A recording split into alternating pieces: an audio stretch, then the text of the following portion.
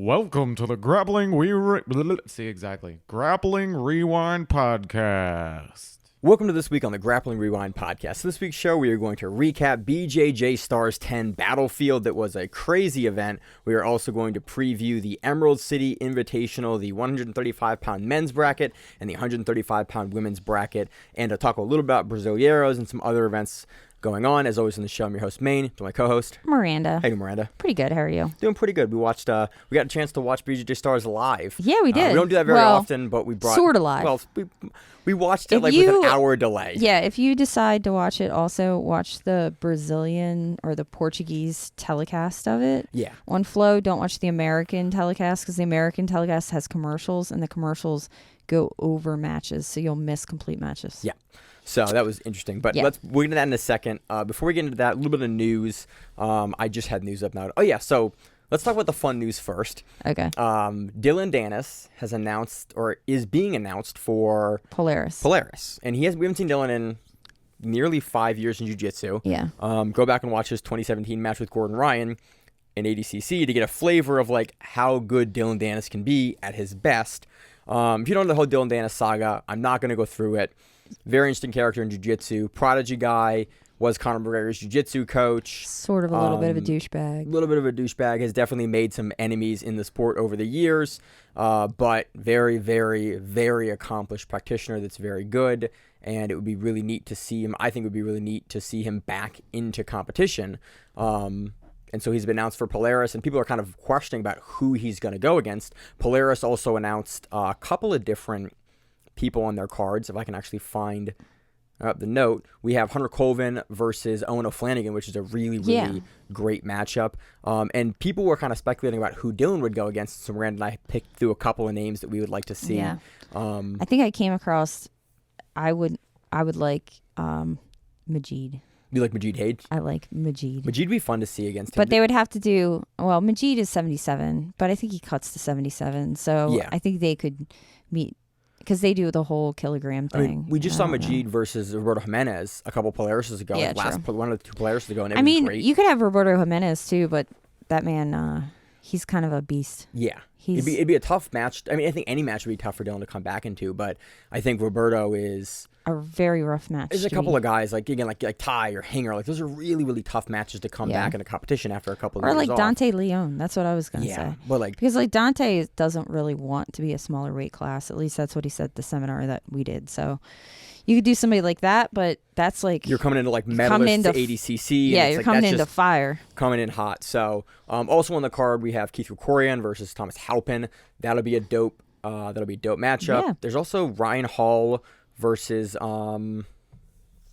Ash Williams. Yeah. On that card, we also have Jed Hugh versus Mateus Szynski, as well as announced for this card. So this card is stacking up to be just absolutely phenomenal. And when is that? June? I think it's June 3rd. June 3rd. So it's coming. It's my kid's birthday. It's a bit away here, but they're just stacking the card. And so the last card was the women's card. That was, I think, one of the best women's brackets we've ever seen. And so Polaris has been killing it recently. Very excited to see them kind of add Dillion back into that mix because, big X factor to see kind of where he's at. Really, in all honesty, how often does Dillion actually go through with his commitments?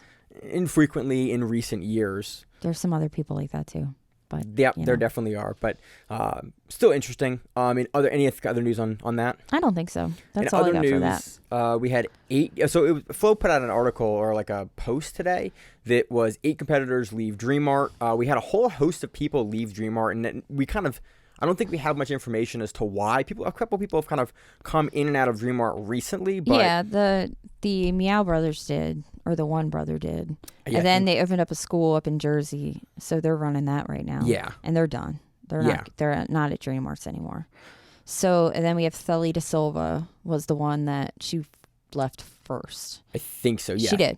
And then everybody else kind of left. Yeah. Marian Alves, Yana Soares, Eric Muniz, Giovanna Jara, Yatan Bueno, Anderson Muniz, Alex Muniz, and Deontay Muniz have all left the team. Again, 3 of those are all the Muniz brothers, so 5 additional people plus the 3 Muniz brothers have left.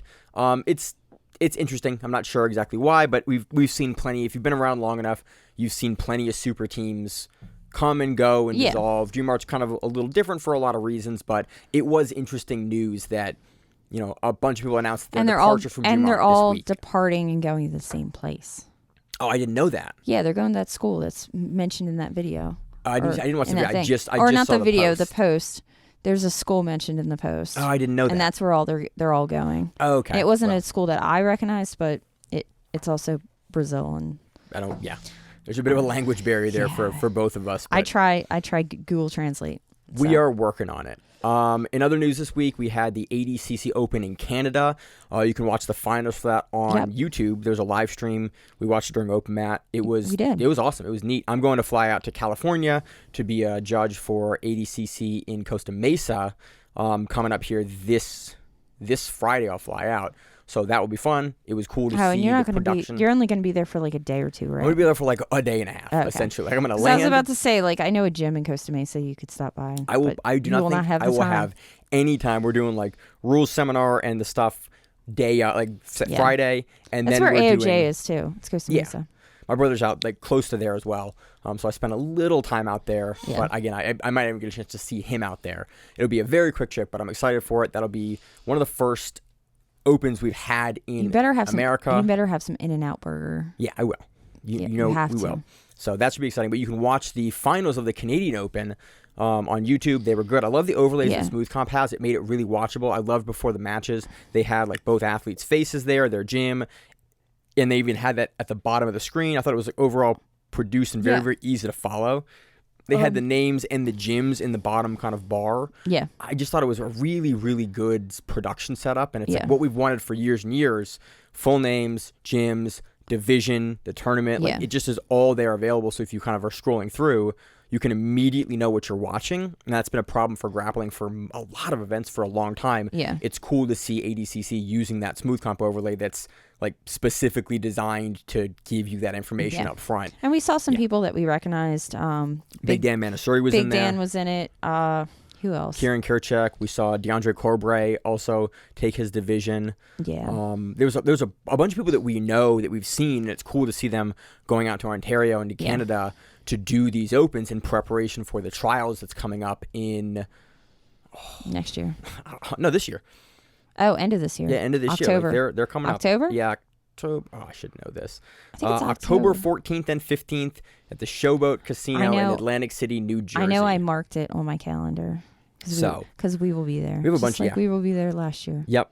And we're going to go to all the trials now. Yeah. So that was coming. You can watch that. It was cool to see, again, people that we've seen do trials and win trials, like Big Dan, at these ADCC events, getting the experience. We saw more wrestling in Big Dan in his finals match versus an Iranian Olympic judoka. Yeah. Which was I forget the guy's name, but we've seen him before in jiu-jitsu stuff, but it was interesting to see him, Big Dan, kind of try to use his wrestling. He got thrown. What's the throw? Double unders. Lat drop. He got lat dropped. Oh, okay. And then he got back to mount and then finished what looked like a face crank or some sort of thing. Maybe that'll be my next I have to do in a competition. Your next foray. My next foray will be lat drops because I love some lat drops. So anyway. I think, do we have any other news this week? Did you say who you wanted Dillion Dannis to go against? You did not. Maybe. You did not. I would love him to go against like a UK up and coming prospect that. How about a name? Give me a name. I don't have a name. I have a bunch of guys that are like, I think would be good, but then I realized Dillion Dannis has been off for like 5 years. Yeah, and it's unreasonable. Dude, but you said you remarked. Jed would be cool. You remarked in the pre-show about how amazing he did, possibly going against Gordon. Yeah, so, in 2017. So yeah, I think Jed Hugh would be cool. He's to still training. Maybe. So it will be interesting. I thought we had one other piece of news, but I'm forgetting. No, now. Everything else is kind of part of the events, I believe. Yeah. So we have Braziliados. Brasileiros. Yes. Zach of the podcast went on to B Team, and we will be back on the show shortly to tell some B Team stories. Yeah, and he also went against. I wouldn't say went against. He got to train with Nicky Rod. He got to train. I'm very curious. I haven't heard the story. He got to have Nicky Rod throw him around. That's all we know. Which is all we know. So we're hoping the video shows up at some point. Yeah. So let's want to move into it. Okay. All right. So we're gonna. Let's move into BJJ Stars 10. Yeah. Why don't we just do Brasileiros? It's easy. Let's not do Okay. Brasileiros. Because we were at least gonna like announce that it's happening. It's right? happening. It's happening next week. We don't have brackets Okay. yet. We're gonna have brackets at some point next week. In 2 days because it starts at, I think blue belts start next Tuesday. 4/29, which is Friday. They start Friday. And then they go all through that weekend, through next week, into next weekend. Yeah. It's a long ass. So the black belts will go the following, essentially the end of the following 6th and 7th weekend. of May. So it's not this weekend, it's next weekend. Brasileiros is a big tournament. Yeah. I think it's the second biggest tournament or third biggest tournament in the world. It is massive. Yeah. So that will be coming up. We don't have any brackets and names yet for it, but we have that is what it some is. Names, but nothing really that good. So let us go to BJJ Stars. So this is a great tournament. A lot of weirdness is it as any big name tournament, you always get some weirdness. As with every BJJ Stars, you always get a little weirdness, but there's a reason why I had folks over to the house to watch this one live because we knew it was going to be a banger. The lineup, we talked about it 2 weeks ago, was phenomenal, and I think for a lot of it, it delivered. Yeah. And we did the smart thing. And they on Friday they put out who was going to go against each other. Yeah. And in the middle of rolling, I went screaming across the mats because I was competing the next day, so I wasn't rolling. Yeah. Like, the first match is Micah, and like it was Micah and that was so yeah. I was Nalati. I taught my class. You'd come in, and we were doing open mat and training. Yeah. And I was rolling with someone, and you were just like in the background, like yelling to me, like these are all the matchups. Yeah. And I was like trying to be respectful of the training part, but I was also kind of like I really care about this match more than this round, unfortunately. So I'm gonna keep an ear open while Miranda excitedly yells, "Here are all the matchups." I thought it was interesting. We talked about it last week. They seeded everyone, like your top 6 seeds got to pick the bottom 6 seeds, and then the middle seeds all got to go against each other. It was a really interesting way to do it. Unfortunately, in our sport, mismatches are super exciting because typically you get someone who's really good that is allowed to like showcase their game a little more versus someone. Well, it's a warm-up match. Yeah, which and that's kind of how seeding works. Yeah. I think there were some first-round matchups that were definitely a little closer than we thought, and overall, I thought that even the middle round matchups were really good. This was I think a great way to do this. But Mica Galvao got first seed, and he picks the biggest dude in the tournament almost, Octavius Duarte. Yeah. So that's the first match that walks out. So we have people over at the house, and I've paused the event because luckily with Grappling you can watch it live and you can pause it. Well, you say get over here at 7:00, and everybody shows up at 8. For an event that started at 6. So we start the event. We restarted a couple times, but the first thing that walks out is Mica Galvao walking out with. We on the show debated. It was like, can I call them witch doctors? And I don't know if we can do that anymore. I thought they were shamans. Yeah. Like Michael walks out with 5 shamans. And he had this facial expression that was like blank. Like blank. Just blank and then stare into the abyss. It's even a little crazy because they have the belt in the middle of the ramp. Everyone had to walk around it the entire time. So you had to walk around the belt to walk out. And it was like he was being surrounded by these shaman. And then you realized, and not to cut you off, and then you realize that Octavius Duarte has already walked out. Yeah. And they're like fronting on Octavius Duarte, like with 5 shamans around him. They're like not in his face, but almost in his face, like doing a dance around Micah. It's very similar to like the Pacific Islanders. They have some of those. The Maori. Have like the dances that they do. Yes, before the warrior spirit and the fights. Like, it was similar to that. Again, I think Brazil in certain indigenous cultures and like peoples have a very similar thing. That's what I think. I think this is a prominent thing in Manaus, which is where Micah is from. Yeah. Again, culturally, I don't want to speak out of turn here. It got me hype. Shit got me hype. I was like, what the fuck? It's pretty awesome. And then we thought like, okay, if he beats Duarte, does Duarte then have to join the shamans and come out? And so we had a great time starting this match. This match starts out and we're like, okay, so Mika's picked Octavius Duarte, who is pushing 3.5 bills. Yeah, I think he's gotten much smaller, but when I interviewed Octavio, he was easily 330. Yeah. This was a couple of years ago, but I was sitting at his pec maybe, and I was at least 1/3 of his size at like about 150. So, dude was enormous. Yeah. And we were like, okay. And he's a good mover at like. He's got good judo too. He's got underratedly quick judo. But like at like let's say 350. I don't know how big he is. I think he's probably about 300 now. 300. Is what I would guess. Like at 300, he moves very well for a 300. Moves like a pro athlete at 300 pounds. And so we were going like, okay, how on earth? Micah chose this match. How on earth is Micah going to get him down? Micah pulled. Yeah. And he just belly flopped him. And I was like, oh my God. He smashed Micah down into the mat. And we went, let's see how Micah's going to do. And to Micah's credit, he just sort of weathered the storm. He almost gets Octavio over in like kind of like a butterfly dogfight sweep. Yeah. Eventually, I think twice during the match, he basically tries to armbar and teleports to Octavio's back in an amazing display of juice. Because Micah's probably what?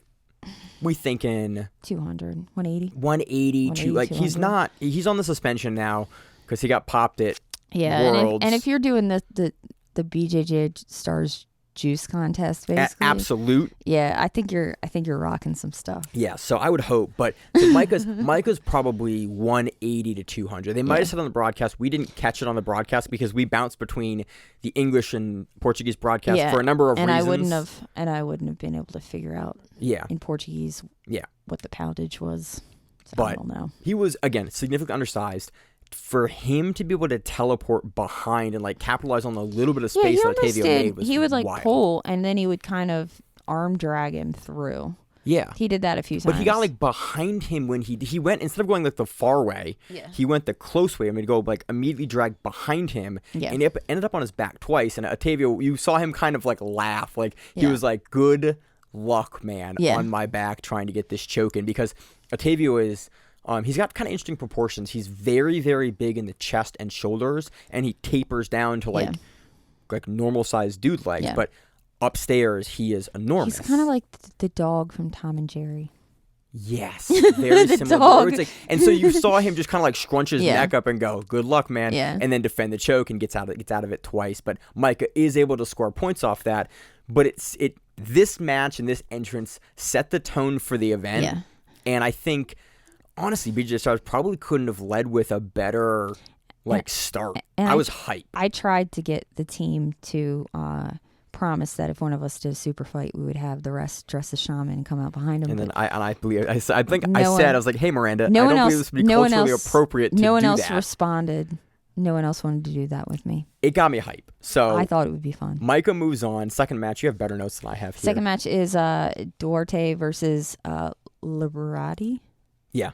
Duarte looking real good. Yeah. Does Duarte think move my notes He gets here. to his back and he does the collar grip that you said you can never do. Oh yeah, he does to finish. So Duarte gets back. He does a short choke, but he grabs his own gi. And it's like it's a thing you see guys do where basically they're on the back with the rear naked choke, they throw the arm across, and then instead of grabbing like you're gonna grab the opponent's gi to like pull across like a collar choke on their gi, he grabs his hand all the way across onto his own gi. If you think about the short choke in no-gi, it's a short choke in no-gi, except you're grabbing a collar rather than your other hand.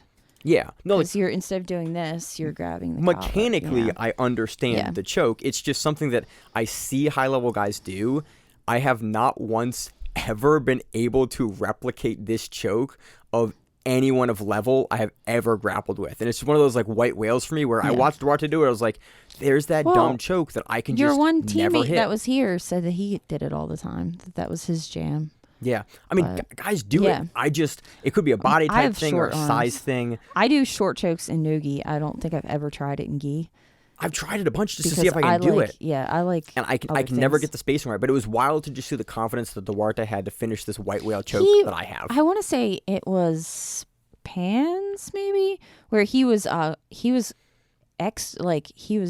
doing like day one collar chokes to people and winning. Like Hodger, where he just goes like I'm going to grab this choke in and just like an X choke. And it's like, Jesus Christ, that's the first thing they teach you, like day one. And he's going back to day one jiu-jitsu. I've said it for years. We need a list of like what everyone learns. If you listen to the audio version, I'm doing big quotes here, day one. Because there's about 50 things you learn day one. And I'm like, my day one class, guys, was not nearly this specific. My day one class, I was thrown into the deep end and told, you will survive or you won't survive, and that's how we learned. That's kind of how I learned. Yeah. Like, they gave me the 5 positions. We're like, you want to roll? I was like, sure. You know how to tap? I was like, okay. We didn't even fucking get the 5 positions. We didn't get shit. No, it was like, great. You just got thrown in. They pulled me in. They were like, these are the 5 positions. But that's the old school 10 years ago way of training. You're athletic. You can do this. I was like, I guess I'm going to do this. And I was not athletic. Yeah. But I liked, so non sequitur, like, I liked that. I probably wouldn't have been back had they not rolled first day. So I'm happy that they did that. I'm in this position today because they did that regardless. Kaynan hits a really neato choke that I have low success with, but Duarte is amazing, and so, of course, he is able to make it work. Next match. Wardzinski versus Guardio. Wardzinski is a motherfucker.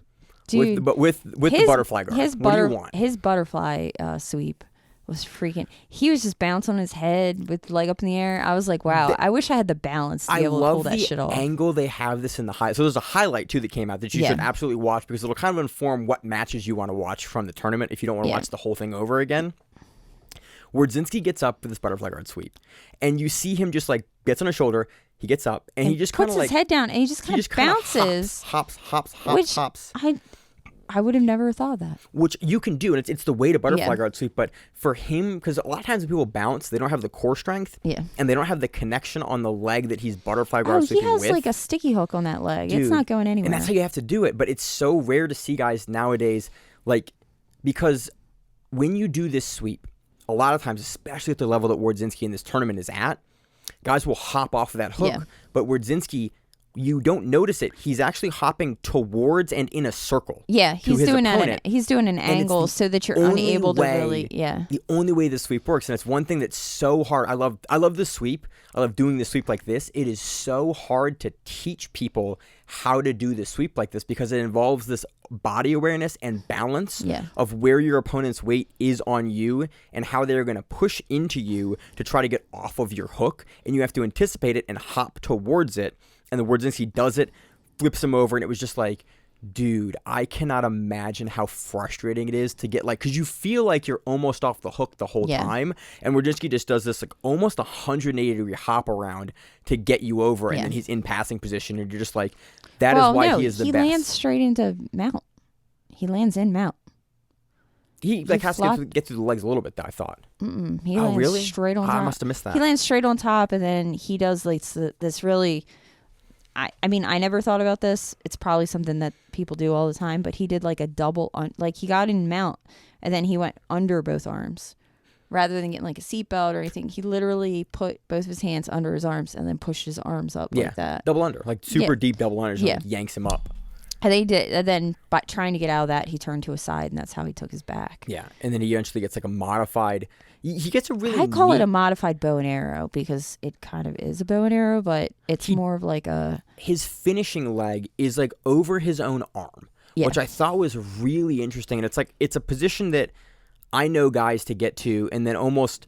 You either can just like lift up with it or you immediately fall off the top because the guy scoots his ass out behind. But Wardzinski's able to do this bow and arrow choke kind of like in a way where he's over top of his opponent and then like presses into it. Yeah, I've never really seen anybody hit it in that manner. It's not common. Yeah. But it's not common because usually they get flown off. The hook position, it's almost like a deadlift bow and arrow. Yeah. But because Wardzinski's leg next to the head is behind the head, he has to like stand up and do it, which is why he can stand over his own forearm in this position. It's just such a weird position that you so rarely see because everyone wants to get flat to the back on the bow and arrow, but this one you have to stand over. And I'm trying to think of the last time I've ever seen someone it's probably do it's also a transitional movement. You know, it's a movement where you've done it so many times that you can hit it from any direction that you really, Because you know where they're going to turn before they even make the turn. You can preempt it with that step over. Yeah. It was wild. I love Wardzinski. I love his game. Unfortunately, we do have to see him face Felipe Andrew again. Yeah. But then we have Felipe Andrew go against, is it Pedro Lucas? Can you look at his first name? I can definitely look at his first name. It's Pedro Lucas. Yeah. Yeah, it is. I was right. He gets a decision. That was that was an interesting match, but definitely one of the more slow matches of the tournament as far as like there just not wasn't really slow. They were both moving. They were both moving pretty quickly. It was just not a. It is a Felipe Andrew match. Yeah, it was non-scoring match. A non-scoring match. Which in tournaments you're always kind of like, hey guys, this is a super fight. It happens sometimes. Yeah, it does happen though. So we're gonna go to the other side of the bracket. Yep. And then we go Victor Hugo versus Anderson. Fernandez. You gotta give him Ferreira. You have to give everyone listening the context for okay. what. So basically Anderson. Anderson's name is. Should I pull it up? No, you can't because I might get copyrighted. I don't know. Is basically Anderson, but with like a U in the front of it. And so we had everyone together. We were watching it. Had a couple drinks, and we were trying to figure out how to say it. How do you say his name?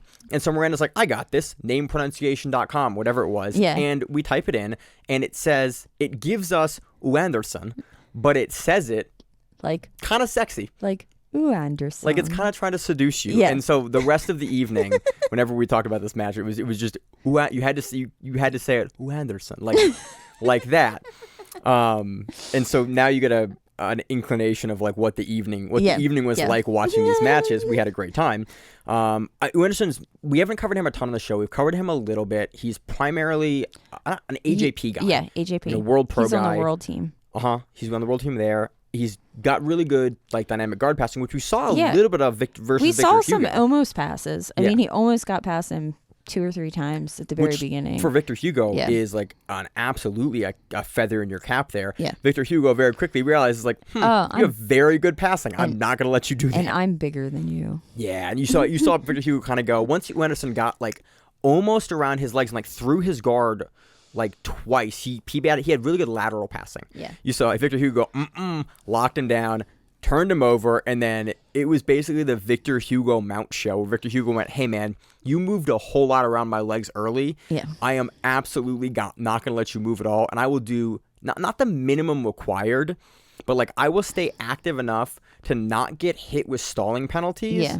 But to absolutely not give you a chance to do anything for the rest of this match. Pretty much. And it was basically a lesson in, hey, the entire Saulo, Sanji, Lovato, Six Blades, Lovato Jiu-Jitsu, all of those teams, you know how they had that crushing pressure? Yeah. Yeah, that's what Victor Hugo showed us. That same, like, what those guys have been known for 20 years of just top pressure, crush down. Scores 9 points to 0, and unfortunately takes out Anderson. Yeah, so we don't get to say that name. We didn't get to keep saying it throughout the entire evening. I mean, we still did, but we still definitely did. Next match we had Mauricio Oliveira versus Roberto Cyborg. Abreu. Definitely a more slow match, but I was again every time we see Cyborg, he's a very athletic man for his age. 42. Well, I'm 40. So, don't make fun of this old I'm not making people. fun. I'm just saying that, like, for him to be up in this and he's a larger man. It's not like he's a little man. Yeah. Little men normally have a longer kind of shelf life when it comes to speed. I think that's absolutely incorrect. The opposite. What? Little guys, like, their careers end at 36. I don't know about that. Flyweights, you're done. You're old. Well, by 36. okay, let's say it this way. In MMA, yeah, they have short careers. Yeah. But, like, how many? I'm trying to think. I guess it takes how much damage they take. Like if you're like taking a shit ton of damage, then no. I think that we typically see like a young heavyweight is 30.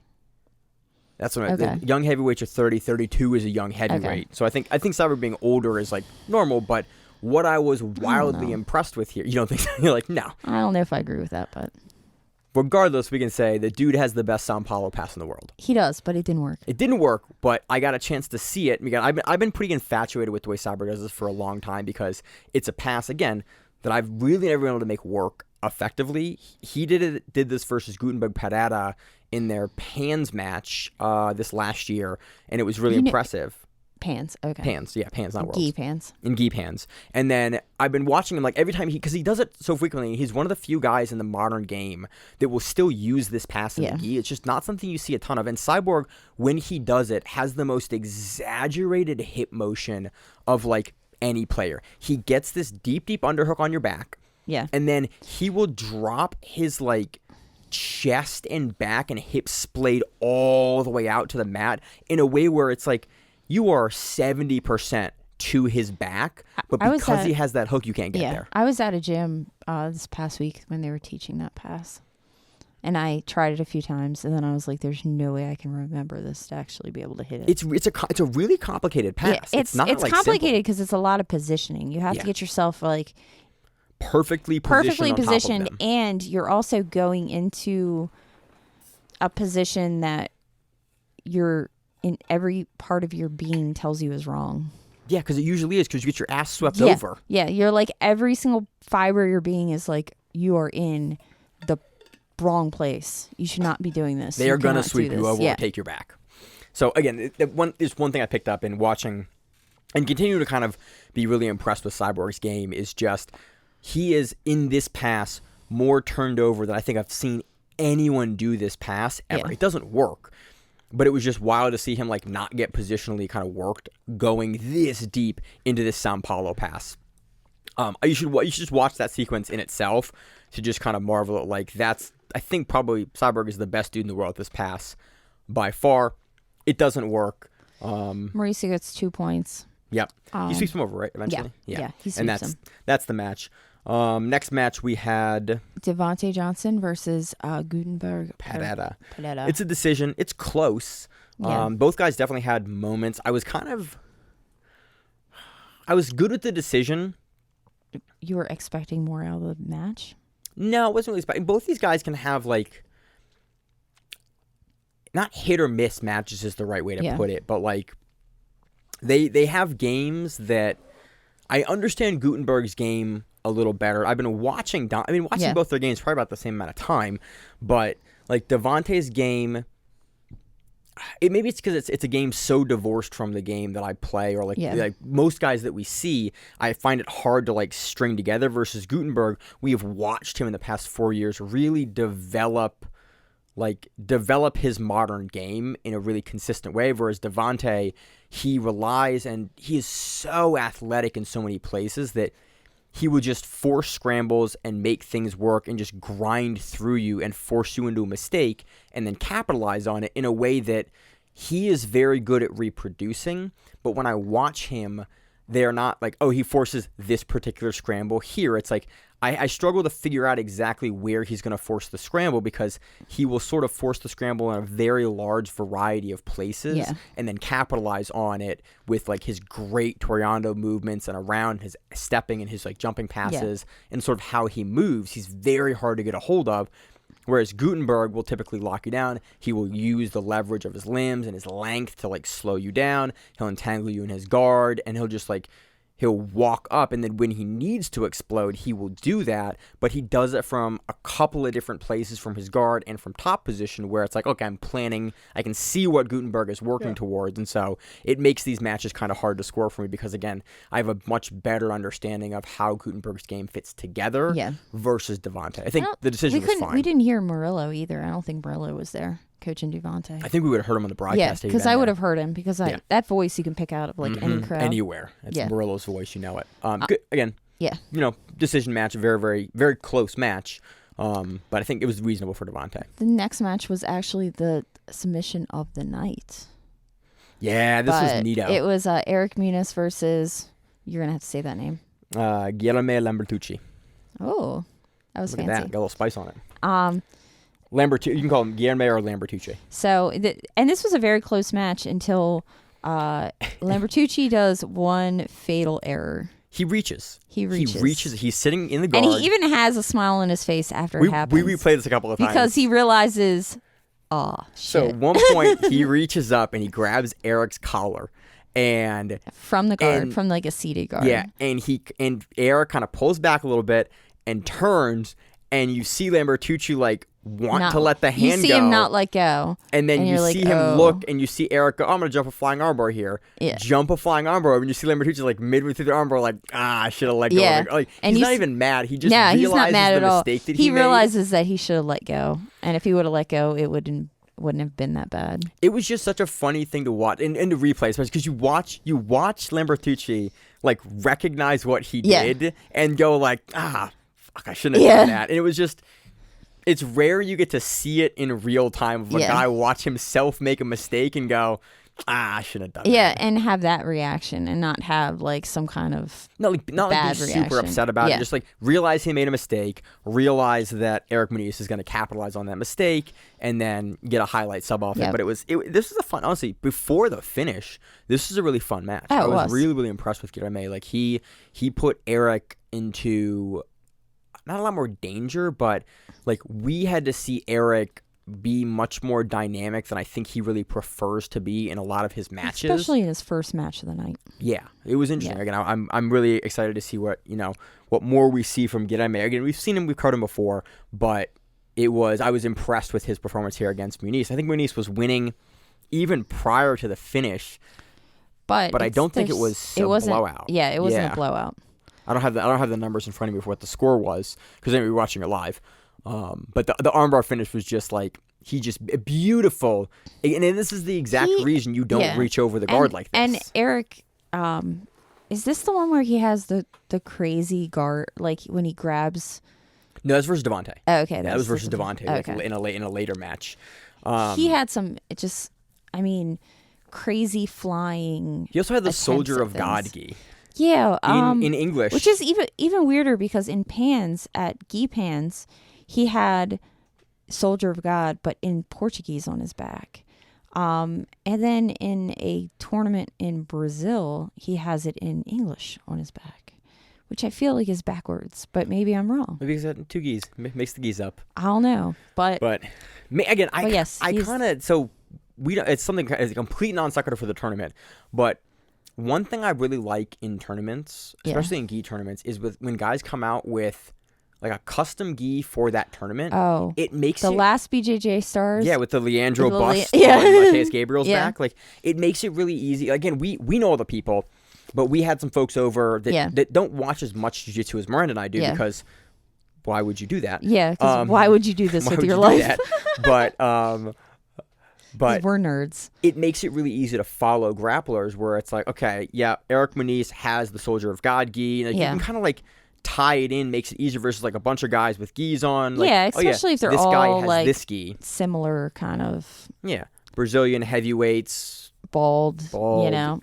Maybe not all bald, but it makes it easier to identify certain people. I kind of really, I actually really like, and I wish you would see more kind of individuality with those gis for the big tournaments like this. Like, hey, put some custom patches on it, put some like flair on it, put some color on the gis in some way, or like put some logos or a slogan like this on their back, because it makes it really easy to identify the athletes. And if, again, we have folks over, you bring people that maybe don't watch jiu-jitsu or only watch a couple of big events, they may not know the names. It makes it really easy to figure out who's who. It was kind of like the old UFC days before the uniforms. Yeah, I love when that they could so wear much. whatever they wanted, and then you get Condom Depot right on the ass. Yeah, that and corn nuts. Corn nuts, corn before.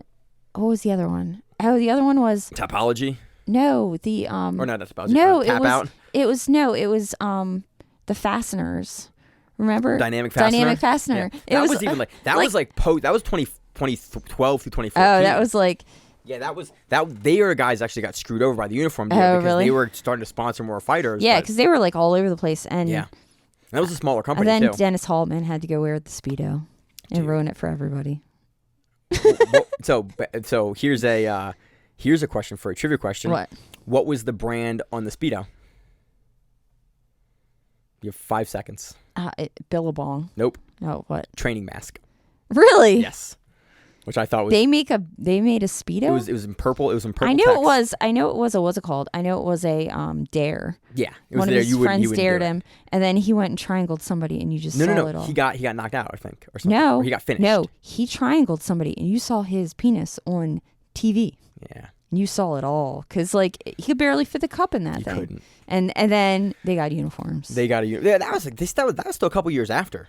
I don't know. Dana was pissed off about that. Dana was mad he gave about him a that. bonus for getting off TV fast enough. Yeah. He got the finish. So anyway. Regardless, I like custom uniforms. I think it gives individuality to the fighters. I think they should be able to wear whatever the hell they want. But that's why I like ADCC, because they let you do that. Yeah. So moving on, that was the first round. First round was hot fire. Second round, I gotta move Miranda on sometimes. So next match we had, I think one of the most controversial matches of the tournament. Not controversial is the right word, but the one that sparked the most discussion. Yes. Kaynan Duarte takes on Mica Galvao, and this is a match that we were super excited to see. Yeah, we were very excited to see this. And Kaynan Duarte looks really, really good. Mica Galvao looks very good too.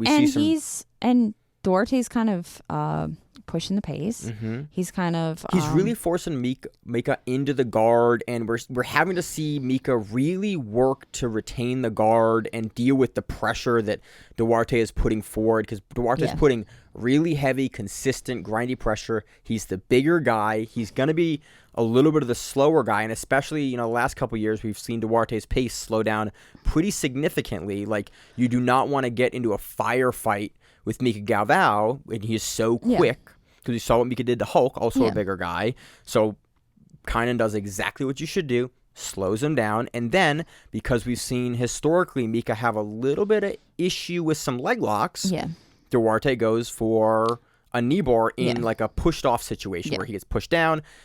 He pushes Mica away. He goes for the leg. He laces inside the leg like he's going for saddle. So he's not reaped over, but his top leg is laced through over the knee, but under Mica's other leg. Yeah, so and he triangles his legs together. So, and that is purely legal. Yeah. As long as as you long as the other person doesn't move. Well, as long as you also have a certain grip too. So what Duarte does is he goes to roll under. I'm going to explain this kind of in a wonky way. If you haven't seen it, go back and watch the finish because it's really interesting. And in no-gi, this is a common thing that we see. But in the gi, there's a very specific way you have to do this to make it legal. And Galvao actually has a video of Gustavo Batista hitting the same knee bar in a legal way. On his Instagram post. Yeah. And Duarte basically takes the underhand grip here when you can only take an overhand grip because you can't encircle the leg in this position. So Duarte goes to roll under for this. Mica rolls the opposite way, and it basically puts a ton of torque on Mica's knee, allegedly pops Mica's knee, or Mike, I keep calling him Mica Galvao, allegedly pops his knee, and you caught it actually the first time.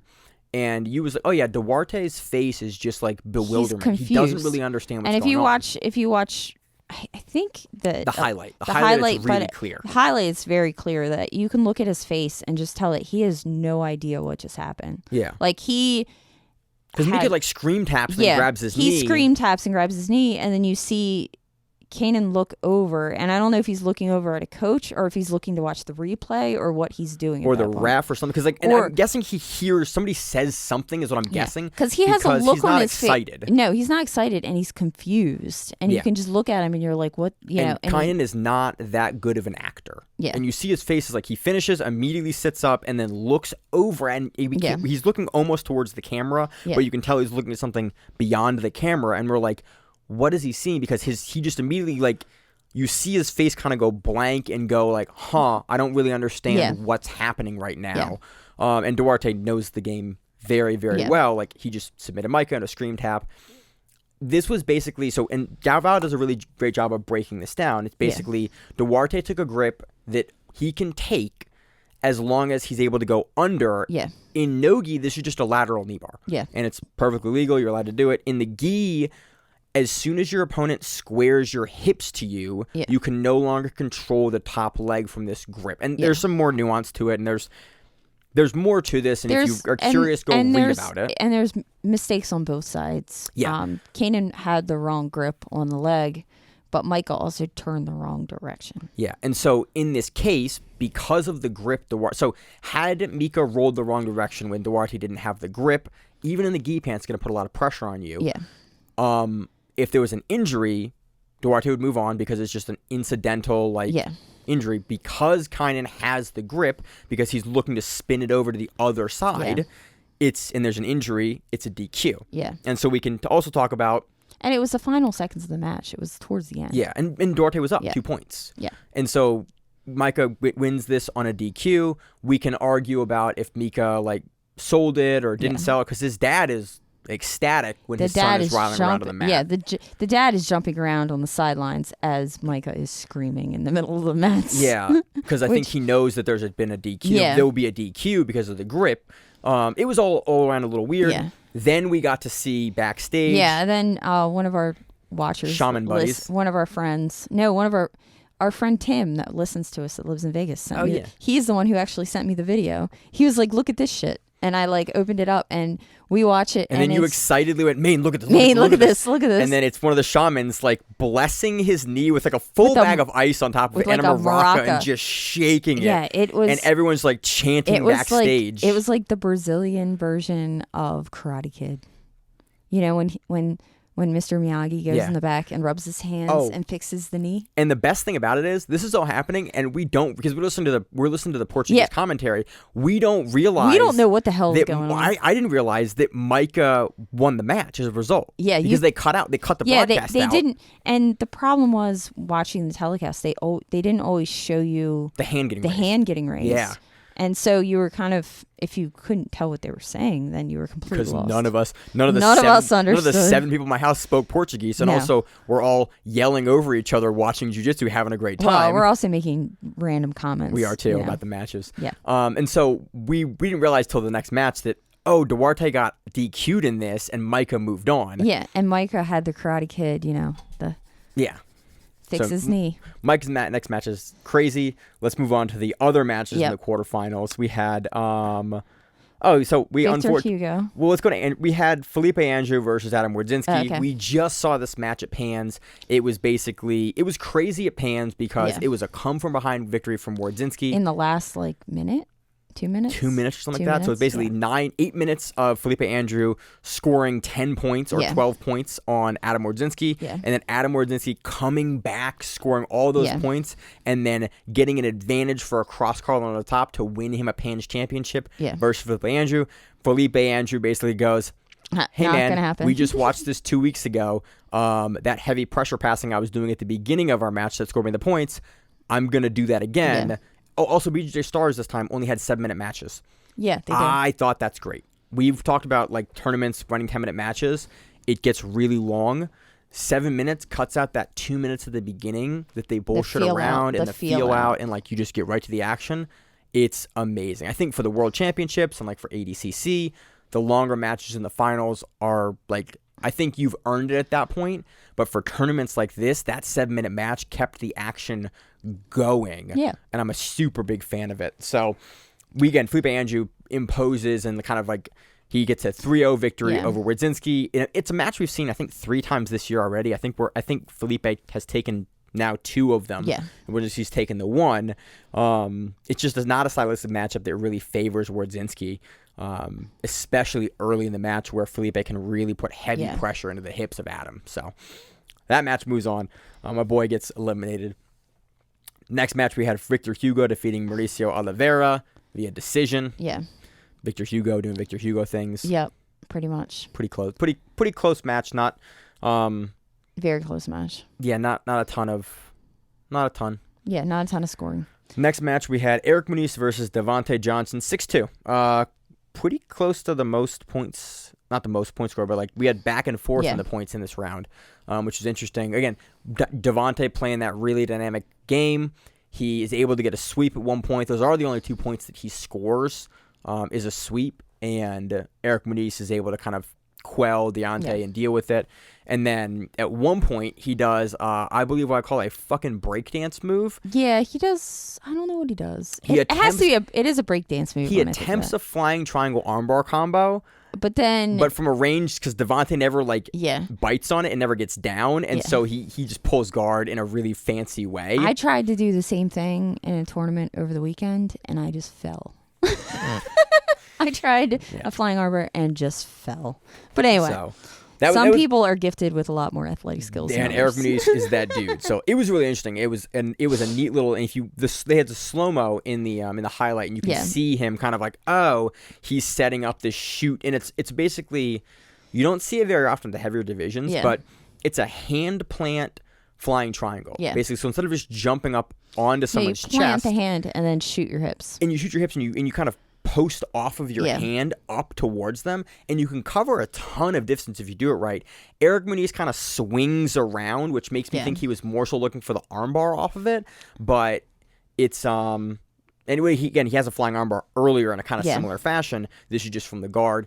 It was a neat little thing that we see. I'm curious to see if we're going to see more flying armbars from Eric Munis after this, because he seems to be kind of looking for them. And that's kind of an interesting new wrinkle in his game. Maybe God spoke to him and told him that he needs to do more flying armbars. So moving to the semifinals, we had Felipe Andrew versus Mica Galvao. Felipe Andrew beats Micah 3-0. The first 2.5 minutes Yeah. of this match were fucking wild. Yeah, you wonder. the first 2.5 minutes, you're like, oh, the shaman did fix the Dude, the he was knee. like, oh, he's done, because he put it to Felipe Andrew, and I think 3 different times. And I it was could have like, been also that if he was injured, he wanted it done. yeah, he knew 'Cause that, he like, knew hey, he man, had- I don't yeah. have, if my leg Yeah. fatigues, it's not, the muscles are sore, like, whatever it Yeah. is. But the first 2.5 minutes, he throws the kitchen sink. And he gets his back. He gets his back, he gets the arm, Yeah. he gets a choke at one point, like, all in rapid succession. You're just like, holy shit. But you made the comment about how as Micah's progressed, that he kind of likes to jump on things. So there's a thing you can see, definitely, and you can see it clearly in the highlight here. Yeah. And it's when I first picked it up in his match versus Pedro Hosha on Third Coast Grappling a couple of years ago. It was one of the first debut matches that we covered, Micah. Oh, I in. remember that one because he was brand spanking new. Yes. And no one knew who he was. Oh, everyone knew who he was, but we just hadn't seen a lot of Yeah. him in America. And it was Yeah. like one of the first breakout performances on an American show. I remember watching that in my kitchen. I don't really know why I was in my Yes. kitchen, but I was. And so it's something, I mean, I noticed there is that Micah, because he's so good and he's so dynamic and he's so fast, because he can blow so many guys out of the water, he will tend to jump for subs, and then instead of like taking the back or taking them out, he will fall off to the side, and if he's playing against a world-class player like Felipe Andrew, they can make a little adjustment or square or do something else. Yeah, he doesn't get the sub. And he doesn't get his points. He doesn't get his points. Yeah. And towards the end of this, and sort of what was the beginning of the end for Mica, was he goes through 2.5 minutes of just like keeping Felipe Andrew on the defensive, out of the armbar, out of the choke, out of the back, all of these things. Doesn't score points.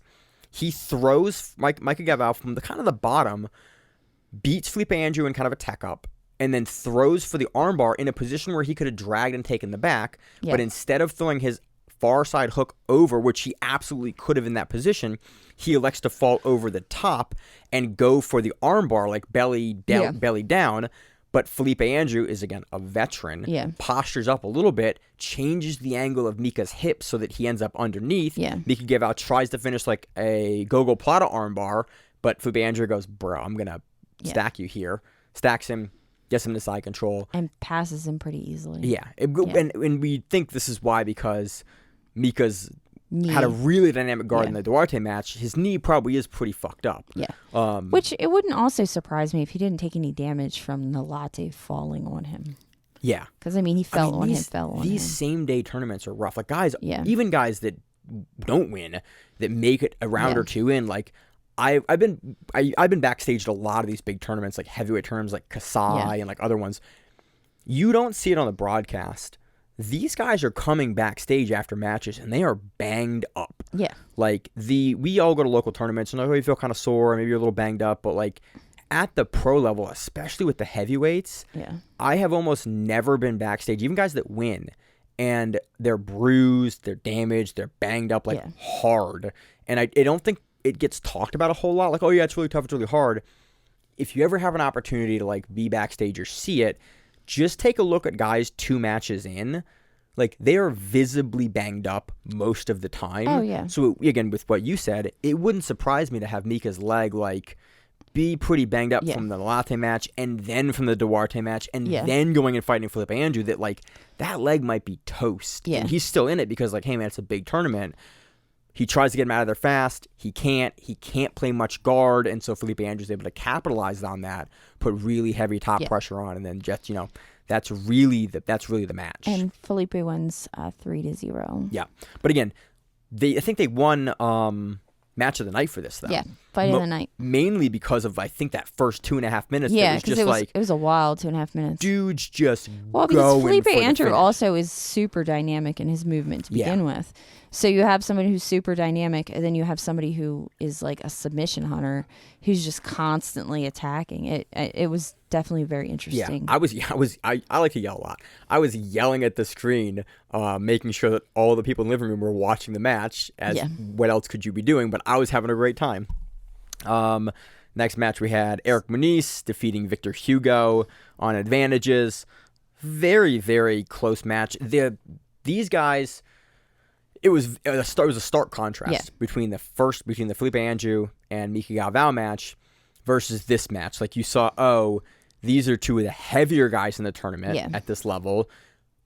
Still dynamic guard work, but a much, much slower pace versus someone like Mica Galvao, who's almost 100 pounds lighter than a lot of these guys. Like, it was very stark to have that back. Well, even like Felipe Andrew isn't a big. He's bigger, but he's not. He's always way bigger than I think he is. Yeah, he I always is too. forget how big Wardzinski is, and like Andrew's bigger than Wardzinski. True, and I saw him at Pans, and I was like, oh, that is a very big gentleman. But then you look at like Eric Munis and Victor Hugo. Yeah. Like Victor Hugo, isn't he like 270 or something? I have no idea. He's enormous. Like, he's bigger than Cyborg, and Cyborg's I'm a miniature enormous. Human to begin with, so everybody's big to me. Yeah, like these guys are 250 plus, and it just the pacing is definitely different, especially 3 rounds into a super fight tournament. Like, you just might not have the same pace, and I'm pretty sure they've probably went against each other a bazillion times. Eric's a newer black belt. I think a couple of times, but Hugo's been a black belt for a little bit now. True, I didn't think about that. Eric is a lot. I always forget that Eric is young. I do too. Like, for whatever reason, young heavyweights are kind of weird. But whatever reason, I always think he's like in his 30s, and he's not. He's like 19, 20, something like that. I think he's. I don't know. I think he's early 20s, but I could be completely wrong about that. I'm very frequently wrong about people's ages, and I get DMs, and I appreciate it. Yeah. About like, hey, this person's age is this, and I appreciate the corrections because, again, it helps us do a better show. Yeah. Very much appreciate those corrections. But yeah, so that was the match. Eric Munis takes it over Victor Hugo. Finals match. Eric Munis defeats Felipe Andrew and advantages 6-4. He's 25. Okay, yeah, he's in his 20s. Okay. So a little older than I thought, but yeah, I thought he was. So anyway, I thought he was a little younger than that. But so Eric Munis versus or defeats Felipe Andrew in the finals. Advantages 6-4. Yep, it was. You could tell Felipe did slow down towards the end. Yeah, because on the last Eric's get also up, big and strong too. At the very end when they both stood up, you could tell it was kind of. He used everything he had in that match. He was moving, but he didn't have any speed to him. He wasn't trying, it wasn't like in the last few seconds he tried to throw anything at him. It was more like he was just trying to get across the start line or the finish line. But again, it was super close. It's a non-scoring match. Yeah, it's a non-scoring match. It comes down to advantages in 6-4, and there were some sequences at the beginning of the match. But it wasn't like in the last few seconds they were both standing when they finished. Yeah. And if I remember correctly, they even let go of each other before the end. Yeah, because they were standing, and then you see there's like a 10-second period where like Felipe Andrew has to shoot here. Yeah. And Eric is just like, nah, son, good luck with that. And you see Felipe Andrew like kind of try to get himself going, and he just can't. And he just knows that he's not going to be able to get it done, and he doesn't even have the energy to like have to commit for the shot. He just goes, I just don't have it right now to finish this. And Eric kind of knows and keeps him at a range that's going to be like, hey man, you just can't shoot into this range with any success, and you're going to need a couple seconds to gather your energy, and there's 7 seconds in the match. I'm just not going to give that to you. So tactically at the end, it was interesting. The beginning of the match is where most of the kind of back and forth advantages were. There was a couple good footlock attempts back and forth.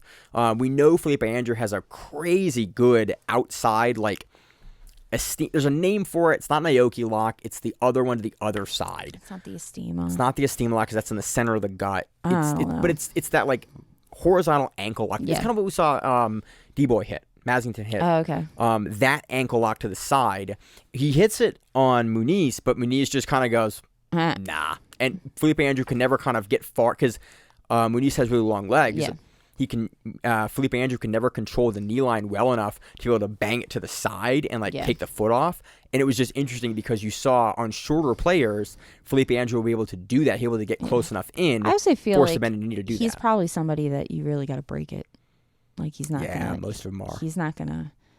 Even if it snaps a couple times, he's gonna go. But you saw like Felipe kind of cranking on it, but he never had the leverage to crank all the way over through the foot. And I thought it was interesting that like Eric kept his legs straight and at length, because you got to kind of be really confident that they're not going to immediately belly down. But he knows Felipe Andrew and how he likes to footlock. He knows that he would have to switch the grip, and off the grip switch, he could come back to him. It was just a really interesting, like, tactical decision, because Felipe Andrew, we know, has a really good triangle and has really, really quick, like, not panic tap footlocks, but, like, he will break your leg off extremely quickly at the weight class. And so to have Eric be able to hang out in there for a second was really interesting. Like, oh, you are very, very confident in your footlock defense to be able to keep him at range there. because if you bend your knee, he's going to have more leverage to turn your leg. And so it was just a really interesting kind of singular moment when they were trading advantage back and forth that I picked up on because the camera was directly behind the foot and you could see the angle that Felipe Andrew had. Yeah. So Eric Munis wins. Mm-hmm. And I may have called that last week. Yeah, you did. You called it. I was like, he could. And then all the other guys, you were just like, I did. But anyway. Also on this card, we had a couple other matches. We had, sorry to cut you off. No, it's okay. Go. We had João Rocha, not João Gabriel Rocha, different João Rocha, defeating Lucas Maquin. I can never get his name by arm lock. It's Maquin. We had Alex Godfrey defeating Blue Ice, which is a Brazilian rapper. Ice Blue. He's a Brazilian rapper. That's all we know. And we looked him up, and it was very interesting. It was a journey. Yeah, it was a journey on his Instagram page. 4-2. Did he not submit Blue Ice? Ice Blue? No, it was just he got to his back. He got to his back, but he couldn't submit. Okay. We had Ingrid Alves. Ice Blue's been a black belt for a long time too. Yeah, he's an OG. He's an OG in many ways. We had Ingrid Alves defeating Amanda Henning via Ezekiel choke. Really kind of nasty Ezekiel choke, where she was almost on the side back, and then the camera got almost like side angle. Almost like in Nogi where you get like a bulldog choke. It was almost like that. Kind of like that, but it was with the Ezekiel, and you saw her just crunch the hands down. And it was interesting because Ingrid grabbed the Ezekiel grip like pretty early, and then kind of transitioned over and then rolled through to finish to the side. It was like she was very confident in that grip long term. It was neat. Again, we've seen a ton from Ingrid. Again, she's getting showcased here again on BJJ Stars. We continue to look for her to do great stuff. Overall, it was fun. The event was awesome. Yeah. I think it showcases good Brazilian talent. I think them moving to that 7-minute time frame for those matches is such a game changer. I think it helped out a lot. We didn't really have a lot of kind of stally matches. We didn't have a lot of that time. The pacing was so much better. The pacing was much better. They're all larger gentlemen. You didn't have that problem. You didn't have the pacing issue that you had generally. The only issue was, the whole American telecast versus Brazilian. There was some kind of technical issues there, which was unfortunate. Yeah. But think about it, for 15 matches. Each one of those matches is 3 minutes shorter. Yeah. Let's say, you have a couple of them that go to decision or go to the end. You have a couple of them that go to submission, but of there we only had 1, 2, 3. 3 of the matches went to finish, so that means you have 11 matches. 11 matches at 3 minutes shorter a match. You're saving almost 35 minutes of event time getting the full matches. And they ran it pretty quickly. Yeah. They brought everybody out. They would say something, bring everybody back. Yeah. I really enjoyed it. Again, I think we've been talking a lot about, what makes events enjoyable and what format is best. I think the 7-minute time for tournaments like this is the way to do it. 7 or less, because those 10 minutes, again, this event is easily almost an hour. You're making longer them do 3 matches back to back. So it's four matches. 4 matches in the finals. So you can potentially have almost, 15 minutes less or 10 minutes less if you don't have any finishes in a match. You're going to get a fresher athlete in the finals that's going to be able to put on a better performance throughout the tournament because they're not so tired after the matches. And again, it's less of a factor for the guys at this level, but I still think if you only have to run 7 minutes versus 10, you're going to get a better performance out of those guys. There's something different out of it. And it's just less cardio. You can recover after a 7-minute match. And I even know as, a competitor, when you know how long your match is going to be, like I got told I had 5s and I was like, yes, 5 minutes, Feels like legit. Because you can freaking book through a 5. Yeah, and I can go almost as hard as I possibly can for 5 minutes. But if you have a 10 or you have like good fight where you have the never ending match, then you have to pace yourself. Yeah, the pacing is way different. And again, I think it was great. And I'm super happy. I think that goes with all jiu-jitsu, people in general. This was one of the best BJJ Stars we've had in a bit. I think the talent, I don't know what they did to get the talent they had, but I hope they keep doing it. Usually, we kind of go back and forth on the gi. This is a super fun gi event. I think you can make the gi exciting if you have a couple of changes, if you have the level of talent that these guys brought. And I think you can make it exciting. And I think something like this is very exciting, and it should be something that they advertised maybe for a little bit more. Maybe a little and bit. they make people, pay attention to a little bit more because, we did. We went around telling everybody. I went around telling everybody. Look, I have like, folks all over to the day. house for maybe 3 cards a year. Yeah. Maybe 4 cards a year. And it's normally like a really good MMA fight or usually it's a BJJ bet, yeah. a BJJ Stars, or who's number 1. Yeah. A couple of times a year I'll get folks together for those, but like other than that, it's pretty rare. This card made me want to get people together. It was at a time slot. It didn't start at 9 p.m. It started at 6. We could get people together 7 or 8. We could restart the card, go through the ads so we could start when people got there and run the card through. It was a great evening. I think everyone left by 11:30 and we could have left earlier had we watched it live. I think this is the time slot that works so well. Time slot for us that works well. Yeah. Because East Coast wise. But again, there's a ton of people on the East Coast, and you can't start a card on the East Coast for me at 9 p.m. and then have 10-minute matches and then have it run. By 1 a.m., I'm just not happy to be watching any sort of sporting event. Well, and that's true. I'm falling asleep by that point. And I just can't enjoy the finals. Here we could enjoy the whole card. Oh yeah. Overall, it was a lot of fun. They're doing a great job, and I love that they can show hey man, there are good gi events, and you can do it right if you have the right collection of athletes. Again, I don't even like the IBJJF rule set most of the time. It was done well here, aside from the weird leg stuff with Kaynan. They still had exciting matches. But we in didn't, that rule set. we didn't have any 50-50 situations. Nope. The guys got out of it one time they ran it, and it was done really well, and I'm very, very happy that it ran as well as it did. BJJ Stars has something cool, so I'm happy to see more events from there. Anything else on the event, Miranda? Nope, that's it. All right, let's move into the preview section. Miranda, already we previewed Brasileiros, which was my bad. that they are happening. You wanted to do it immediately. I was like, I don't know why we want to switch the format for 200 episodes. Because I had it at the top of my list. I don't know, because this is how I prepped it. I appreciate the prep.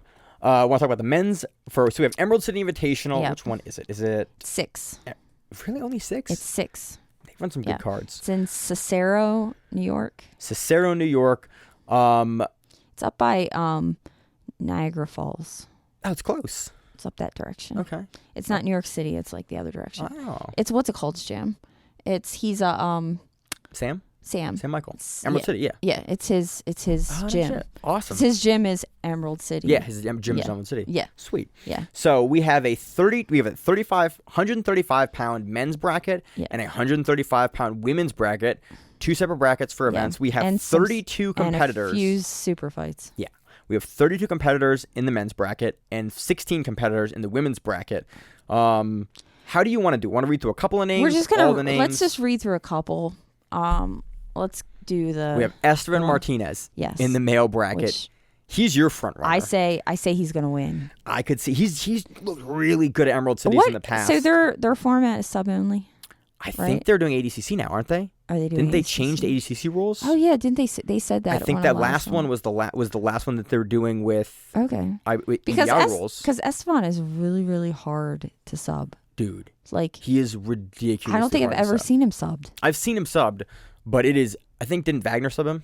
Yeah, that's true. But it's rare. Like it's rare we see him get subbed. But we see him in terrible positions. Not against somebody who's 135 pounds. Normally he's subbed by someone who's much larger than him in an absolute division. Yes. Like usually. not at his weight class. At his weight class, normally they're not subbing him. I've seen him sub, but I don't remember the last guy to do it that was at 135. He doesn't really have a lot of leg or a lot of arm or he has the wildest escapes of anyone at 135. Actually, you know who else has wild escapes? Yeah. Austin Daffrin, who's also in this bracket. Okay. Let's read through some more names. We have Kevin Dantzler. We have Campbell Lloyd. We have let's see. Oh, David Turo. Yeah, David Turo from 50/50 is in here as well. We have Dennis Pressey from Autos Logic is here as well. We don't have names. We don't have not bracket. names. We don't have a bracket yet. We have Valor Boyer in here. We have Manny Vasquez in here from 10th Planet. Let's see. We have a variety of people. Yeah, we have it's 32 names, and we have no bracketing, so I don't want to run through all of them. Those are the big guys. Just kind of running through really quickly that we recognize for the biggest names. We've had some dropouts. We've had some changes, so I might not have a final list here, but it should be fun. Usually, we don't see 32-man brackets for these events. That's a big bracket. If it's ADCC rules and they're running at like ADCC Open at 6 minutes. This might run fast. Yeah, true. But it potentially could take a little longer. I'm not sure. Again, I like that they've made the transition to the ADCC format. It historically has made wild matches. If you're going to run an event Nogi, I kind of think you should be doing it with the ADCC format. So I'm happy that Emerald City is making that jump. And again, we're starting to showcase that format. To the women, this is a banger of a bracket. So I've actually went against some of these women before. You're 135. Yeah, Beatrice Jin. I've went against her probably a year, maybe more than a year ago, at a Grappling Industries. I had no idea who she was. I went against her. I messed up my double and didn't get it, and then I got put out. I don't remember exactly what happened to me, but I know it was rough. It was rough. And then we have Miranda Maverick, who is in the UFC, and she was in Invicta for a while, and she's kind of local. She was like Virginia, North Carolina.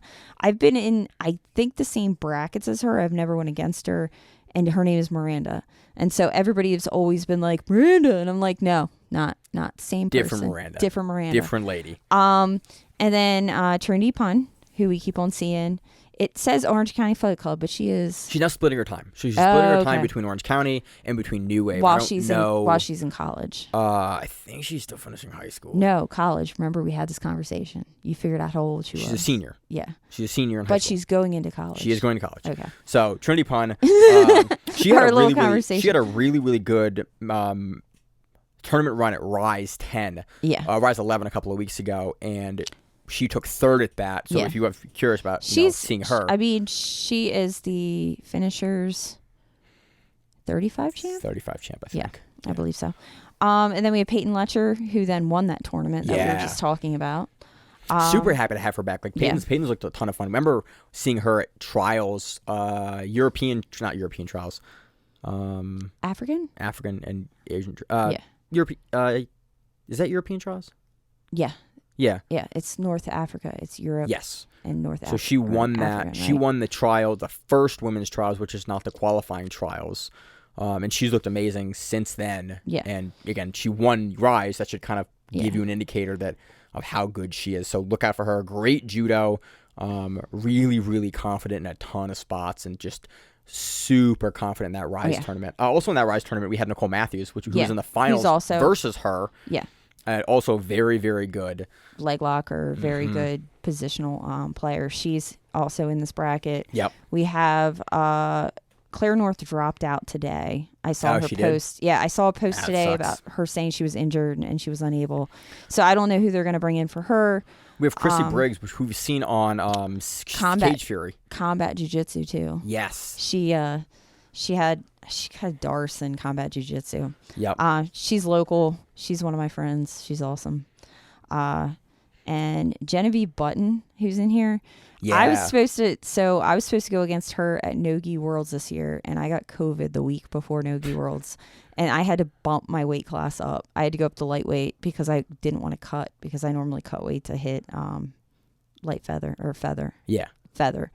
And I could get down to her, but she was one of the people I was going to go against, which kind of is exciting. I would like to see how she is. And then Karina Anguino. She's from Guardian. So she's from You Guardian. were talking about in the pre-show that so there's a Guardian here in Baltimore. Yeah, there's a Guardian in Baltimore, but there's a original Guardian in Oakland. It's in Oakland. It's not San Jose. Yeah, I've said San Jose, but in it's the pre-show. Oakland. Yeah, but it's Oakland. It's basically, and if you don't know Guardian, it's a really, really great outreach jiu-jitsu program that basically allows for inner city and youth programs to go do jiu-jitsu for free for underprivileged communities to have access to jiu-jitsu, and it is subsidized by their adult programs and their donations. And it's actually it's an ORG too. Like it's an actual nonprofit. It's an actual nonprofit. 529 or 5. I don't know that. It actually has it is legitimate nonprofit. It's a legitimate status. It's a legitimate nonprofit. And they run through a lot of the schools. I went to high school with the guy who actually runs the one out in Oakland. A lot of my guys, because the university I coach at, a lot of the folks that want more jiu-jitsu beyond the university club, because we meet a couple days a week, go to the Guardian in Baltimore. And so I have a very great relationship with the folks in Guardian. The Guardian in Baltimore is amazing. Yeah. I mean, you're going to get a lot of work if you go there. They're great guys. They all roll with you. They're all great, nice, clean gym. Really parking, really like friendly everything's community. Yeah, it's a great place. And then who else? And then we have some other people that are more local. Yeah. So it'll be interesting. It'll be fun. This I think we're gonna possibly see, depending on the bracketing, and in Emerald City can get wild with their bracketing. It wouldn't surprise me to see Trinity, to see Peyton, and to see Nicole up there in those ranks again, because again, we just saw them on Rise. They looked so very good. Seeing a similar configuration at 135 wouldn't surprise me. But again, seeing them bracketed up in the second round or something like that wouldn't surprise me either, because Emerald City really kind of throws you in and like, hey, they'll move brackets around to get the fights that they want to see earlier rather than later. And it's produced some fantastic matches in the past. Totally. So it really depends on how the bracket shakes out. We don't know yet, but these are two phenomenal divisions. And again, with ADCC rules, very, very curious to see how it turns out. Yeah. It should be a lot of fun. So I'm going to watch this in the airport. Yep. Flying back and that's from on Cali. Flow. Yeah, it's on April 29th. Yep. Starts at 1 p.m. So it's an afternoon card. Yeah, but you'll be West Coast. It will start at 9 a.m. No, 10. It'll start sometime. Yeah. And I will watch it on the plane. So that is it. Do we have anything else going on? I don't think so. That's it. Brazilieros and Emerald City. Brazilieros coverage may be spotty next week. It'll all kind of depend on... Oh, no, because it's not till the following week. Yeah, for the black I'm going to belts. try to figure out how to do it, because we have a teammate that's going down. Well, ex-teammate that is going to be there. Yeah.